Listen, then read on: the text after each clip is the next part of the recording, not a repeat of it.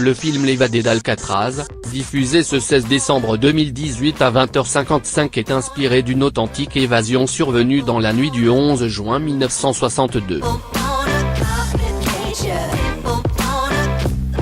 Récit.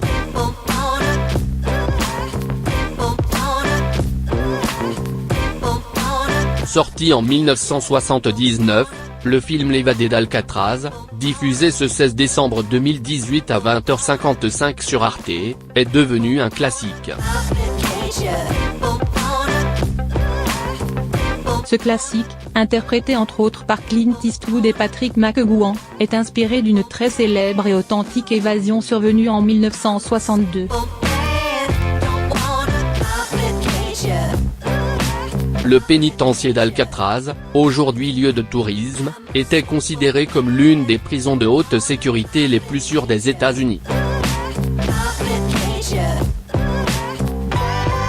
Au point que l'endroit a hébergé des pointures du monde criminel, notamment le mafieux déchu Al Capone.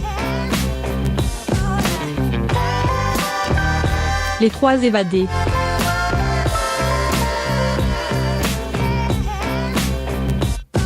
L'évasion du 11 juin 1962 avait trois principaux protagonistes. Frank Morris était un multirécidiviste. À 36 ans, il avait un casier judiciaire long comme le bras, pour l'essentiel des cambriolages et des braquages moins, des condamnations pénales dès ses 13 ans et il était surtout doté d'un QI hors norme de 133. Morris a été transféré à Alcatraz en 1960. Les deux complices de Morris étaient les frères John et Clarence Anglin, 32 et 31 ans. Les deux frères s'étaient spécialisés dans leurs jeunes années dans des braquages de banques ou de commerce. John et Clarence ont été incarcérés à Alcatraz respectivement en 1960 et en janvier 1961. Le plan et les préparatifs.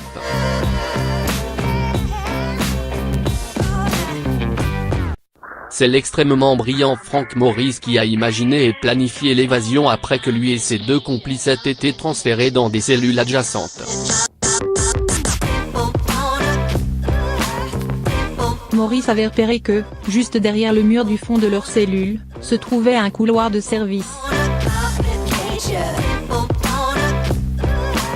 À l'aide de cuillères et de différents ustensiles fauchés dans la prison, le trio a percé le mur de ces cellules, derrière une grille de ventilation située juste en dessous de leur lavabo. Derrière le mur, un couloir de service très étroit de 91 cm de large.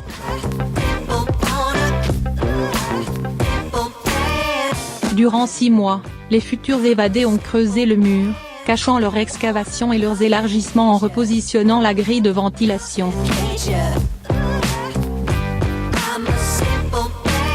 Dans le même temps, Morris et ses complices ont élaboré d'autres préparatifs.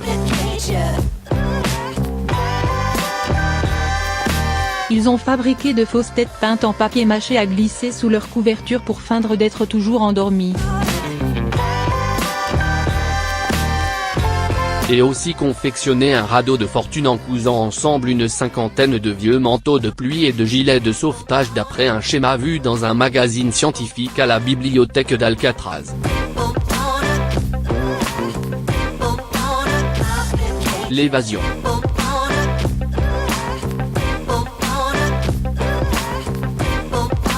Dans la nuit du 11 juin 1962, tous sont prêts sauf pour le quatrième complice du trio, le prisonnier Allen West, dans la combine, mais qui n'a pu percer à temps son mur et est resté derrière.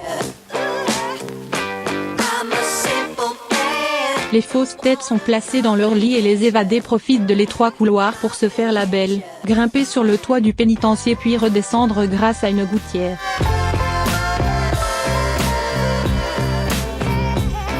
Ils escaladent ensuite le mur de la prison surmonté de fils barbelés. Oh, tout de même, de presque 4 mètres. Avant de prendre la mer sur leur radeau de fortune dans une zone, Maurice l'avait repérée, non couverte par les projecteurs de la prison.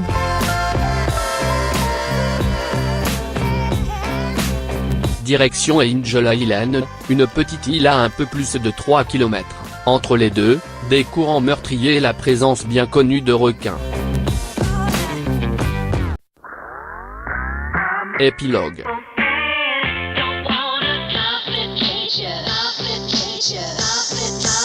La ruse des têtes en papier mâché va réussir pleinement, l'évasion ne sera découverte qu'au matin du 12 juin 1962. La police retrouvera plus tard des restes du radeau, mais aucun corps ne sera jamais repêché et le FBI conclura à une noyade du trio, tout en gardant les 3 hommes dans ses listes de recherche. On n'a jamais su ce qu'il était advenu de Frank Maurice et des frères Anglin. La famille Anglin a toutefois reçu d'étranges cartes de Noël en 2013 et quelques vieilles photos manifestement prises en Amérique du Sud où on a cru reconnaître John et Clarence. Le pénitencier d'Alcatraz a quoi qu'il en soit fermé le 21 mars 1963, quelques mois à peine après cette évasion impossible.